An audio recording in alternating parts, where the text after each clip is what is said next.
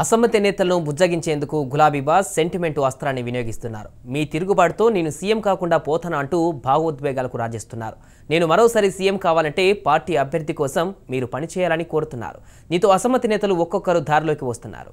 సెంటిమెంట్ను ప్రయోగించడంలో గులాబీ బాస్ కేసీఆర్ తర్వాతే మరెవరైనా.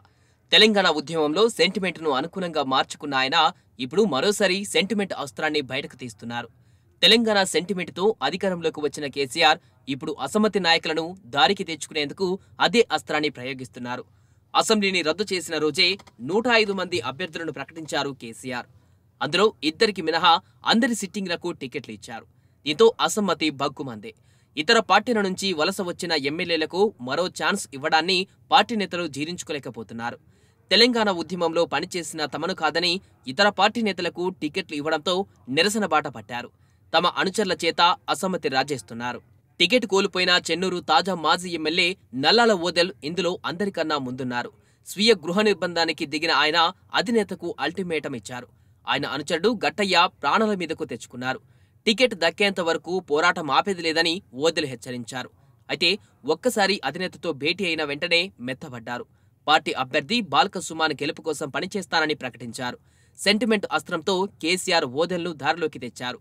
నీ తిరుగుబాటుతో పార్టీ అభ్యర్థి ఓటమి పాలైతే నేను మరోసారి సీఎం కాలేను అంటూ ఓదెల్కు హితబోధ చేశారు. నీ అసమ్మతి వల్ల నష్టపోయేది పార్టీ అభ్యర్థి కాదని, సీఎం సీటును నేను కోల్పోవాల్సి వస్తుందని బుజ్జగించారు. పార్టీ అధికారం కోల్పోతే అందరం నష్టపోతామని, అదే నీ త్యాగంతో మనం మరోసారి అధికారంకు వస్తే ఎమ్మెల్యేకు మించిన పదవి ఇస్తానని సర్ది చెప్పారు. తనను ఎమ్మెల్యే విప్ను చేసిన కేసీఆర్ ఓటమిని నల్లాల ఓదెల్ తట్టుకోలేరు. అందుకే కేసీఆర్కు నష్టం తలపెట్టవద్దని భావించిన ఓదెలు వెంటనే వెనక్కు తగ్గారు.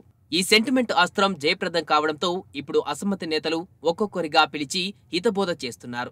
అసంతృప్తితో రగిలిపోతున్న నేతలతో మొదట కేటీఆర్ చర్చలు జరుపుతున్నారు. కేసీఆర్ చెప్పినట్లుగానే కేసీఆర్ మరోసారి సీఎం అయ్యేందుకు సహకరించాలని కోరుతున్నారు.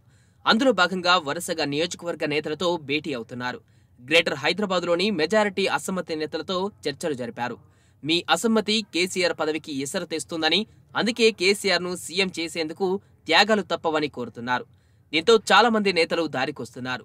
దారికి రాని నేతలతో సీఎం కేసీఆర్ ఫోన్లలో మంతనాలు సాగిస్తున్నారు. తనను కలవాల్సిందిగా అపాయింట్మెంట్ ఇస్తున్నారు. చాలా మంది నేతలు రహస్యంగా వచ్చి కేసీఆర్ను కలిసి తమ డిమాండ్లను ఆయన ముందుంచుతున్నారు. అధికారంలోకి వచ్చిన తర్వాత మీ స్థాయి తగ్గ పదవులిస్తానని నచ్చజెపుతున్నారు. తనపై నమ్మకం ఉంచాలని సూచిస్తున్నారు. దీంతో రెబల్గా దిగుదామనుకున్న చాలా మంది నేతలు కేసీఆర్ సెంటిమెంట్ అస్త్రంతో మెత్తబడినట్లు పార్టీ నేతలు అభిప్రాయపడుతున్నారు. అందరి నేతలను దారికి తెచ్చుకునేందుకు మరో వారం పడుతుందని, ఆ తర్వాత కేసీఆర్ ఎన్నికల ప్రచారాన్ని హోరెత్తిస్తారని తెలుపుతున్నారు. కేసీఆర్ సెంటిమెంట్ అస్త్రంతో పార్టీలో అసమ్మతి సమసిపోయినట్లేనన్న అభిప్రాయాన్ని వ్యక్తం చేస్తున్నారు.